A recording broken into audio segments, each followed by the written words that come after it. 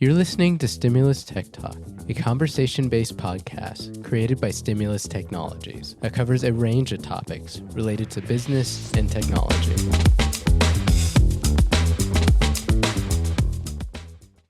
Welcome to a Stimulus Tech Talk. I am Sherry Lipp, Marketing Manager at Stimulus Technologies. I'm here with our CEO, Nathan Whittacre, as usual. And today we have kind of a fun topic. We are going to be talking about employee technology and for employee engagement in the workplace.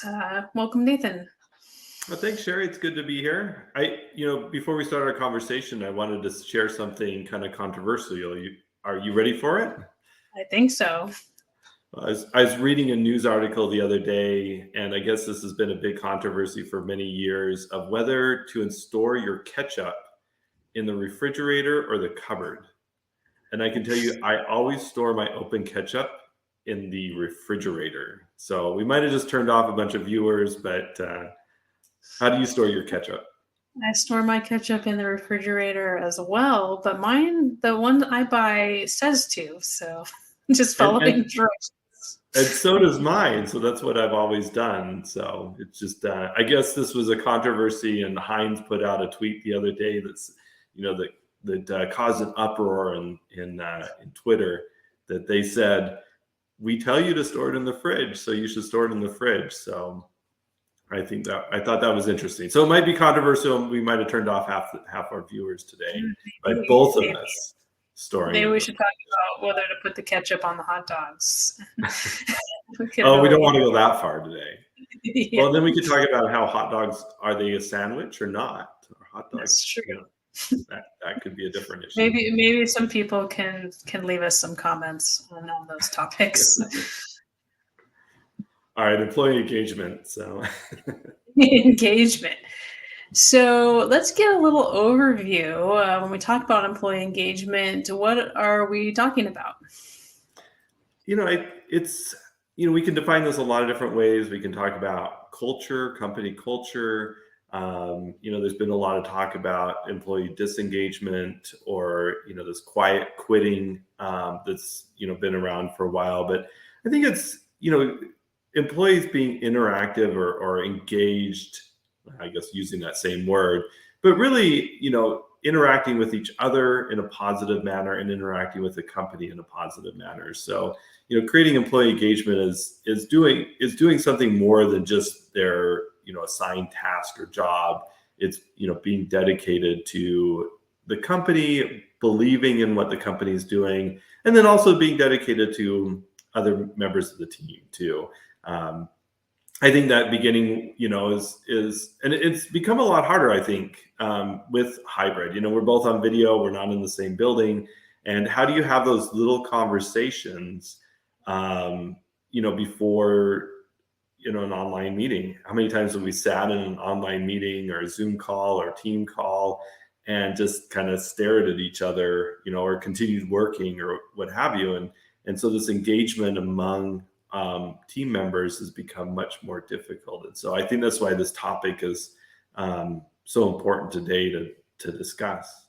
And how have you, as a business owner, what do you think business owners can do to assess their needs for employee engagement? I think organizations really need to be clear on what kind of culture they want to create. If organizations are fine with employees,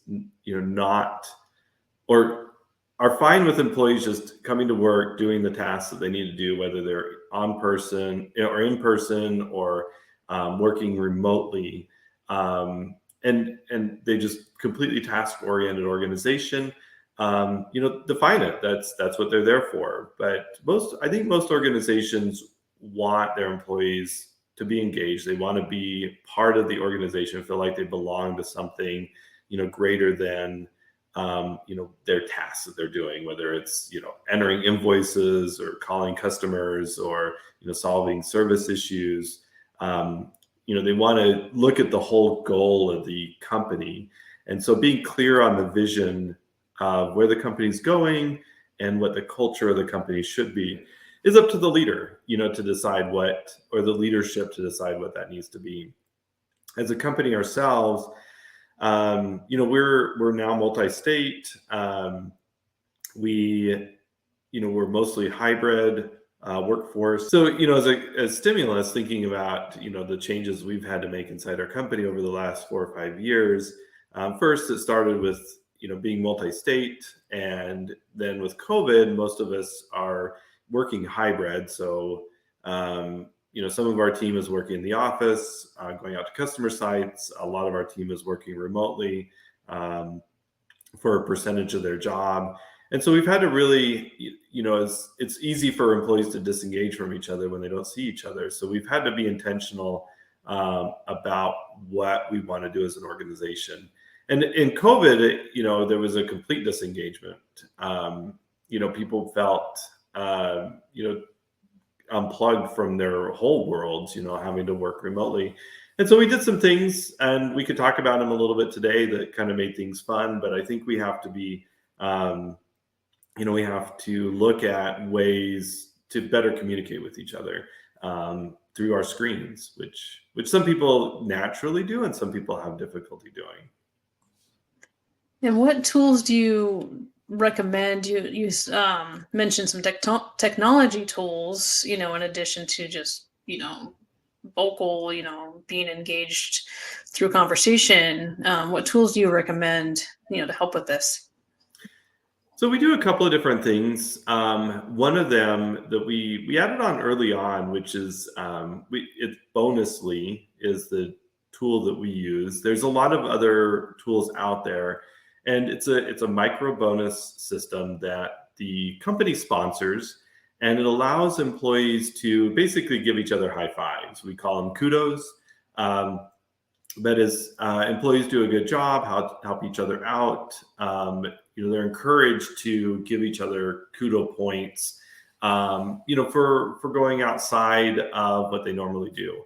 And so that allows employees to recognize each other for a job well done. And the company sponsors it. We provide some funds into the bonus system. And so as employees bonus each other, the company covers those costs.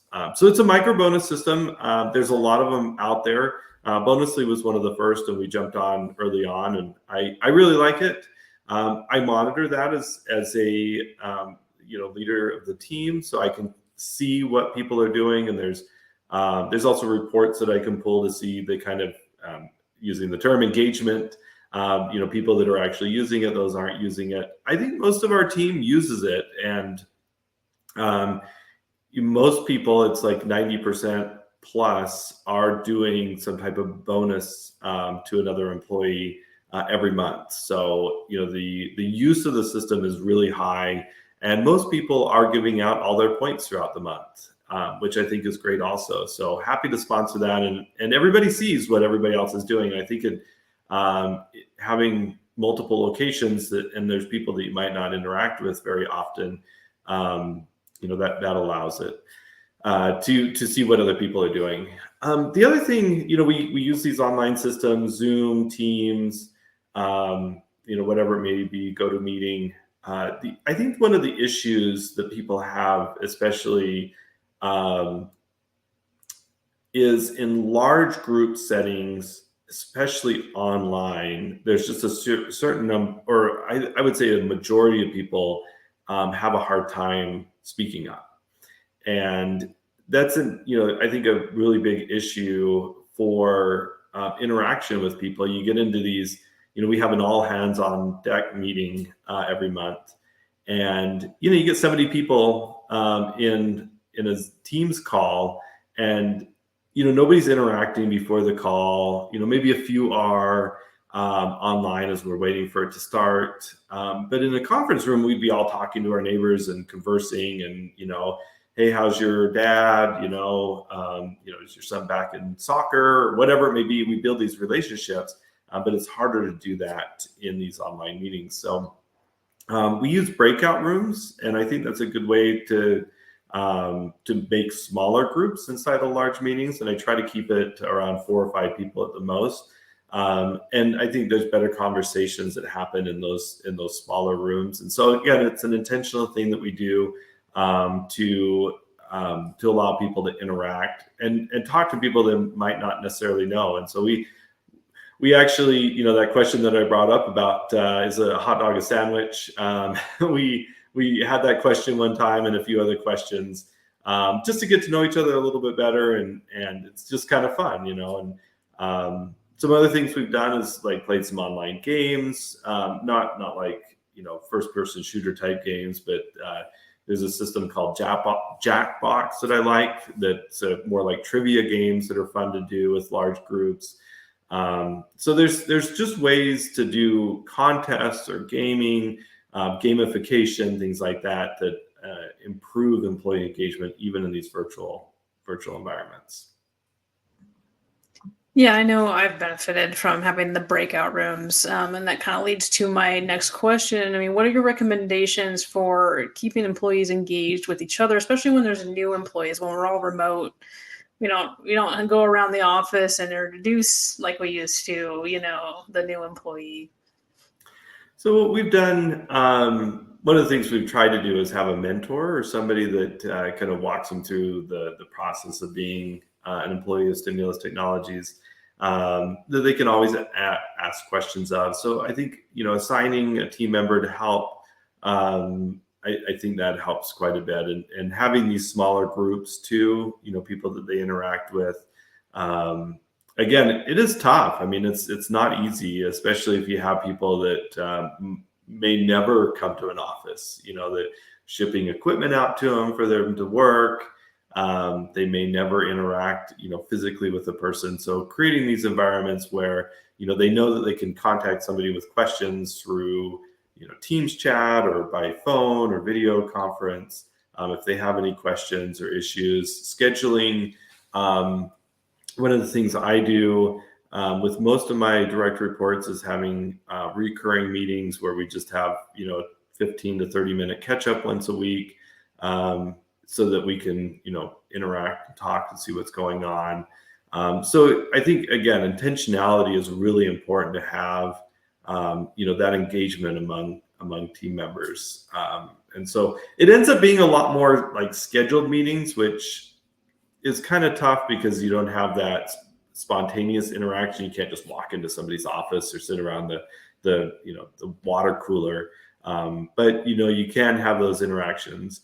One final thought that I have on that too is, this is stolen from the book Traction, which is EOS. And I think they had a lot of foresight on this. Is at the beginning of each meeting, we do a segue, and it's personal or business good news that everybody in the team shares. And so it gives us an opportunity to share something, whether it's in business or in our personal lives, that's going well. And that sparks some conversation among the members, kind of that small talk that builds relationships. So having that, those moments, it takes, 5 to 7 minutes, depending on the size of the group, just to share something positive. It could be good news of the week. It could be something they're grateful for, but something positive to share at the beginning of the meeting. And I think that creates some good interaction among the team. Yeah, I agree. I think that getting to know your fellow employees is important, and it makes them feel like they're more than just, a worker and that they're a whole person. So I agree with you on that. So you're saying you would encourage people when they're in remote meetings, maybe to have a little conversation, because I think when we go into a virtual meeting, we're just kind of waiting to get to the point a lot of the time. We're waiting for the leader to talk, and we forget about that part of it. Yeah, I mean, you think about back in our days in the office, we used to do that. You walk into the meeting, somebody was, waiting, and you just, whatever it may be, you just have that conversation. Did you see the game last night? Or, this is that small talk that leads to that building those relationships. And it's much harder. I mean, recognizing it's much harder in a virtual environment. So I think we have to create better ways to do that. And it's possible.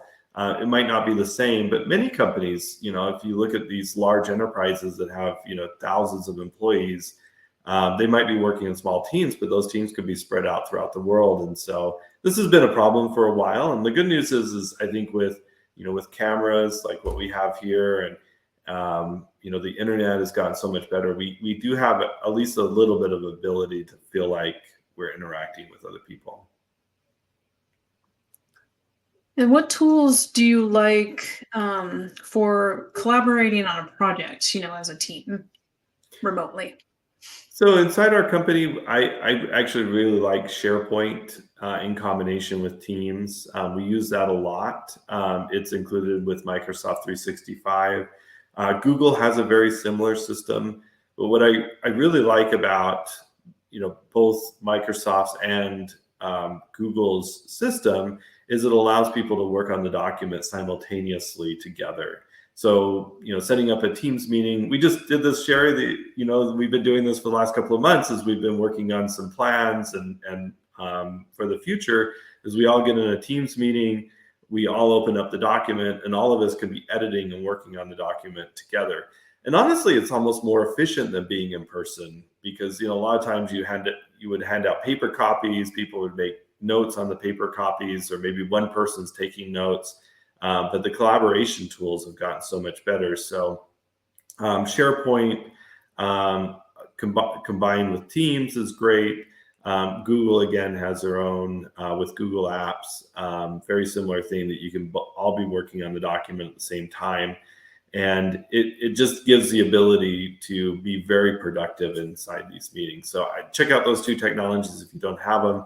Most likely, if you're running, if you're one of our clients, you have Microsoft 365, and it's just a great tool that's included in that subscription to be able to collaborate and work together.